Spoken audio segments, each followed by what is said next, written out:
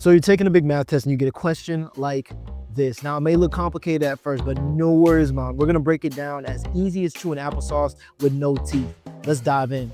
Let's make an equation out of the word problems. That's what we're doing with the word problems. So do we have any important information in sentence one? There's two types of pear trees. There's A and B. Okay. Then she says that she noticed type A trees produce 20% more pears than type B trees did. How could we represent 20% more, 20% increase? It would be 1 plus or minus the percent. So we know we'd have put 20 down. So first off, 20% written as a decimal is what? 2 times to the left, decimal 2 times to the left, 0.2. And so our rate of change formula was what? 1 plus 0.2.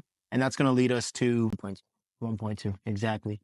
1.2. So we know that type A trees produced, it says 1.2% more pears than type B. Let's go ahead and represent that as an equation with A and B representing the types of trees, okay?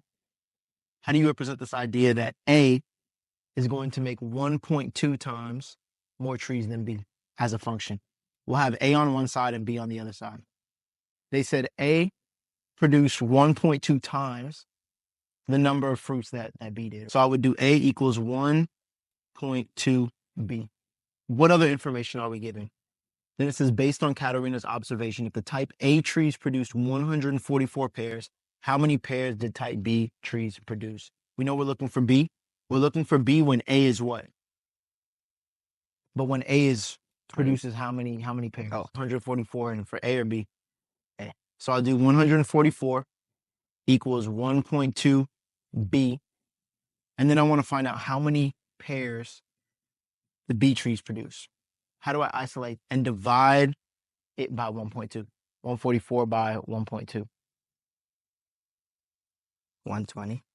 All right, so B produced 120, and that is answer choice what? B. Yup. Stay tuned for a recap of all the steps that you'll need to solve a problem like this.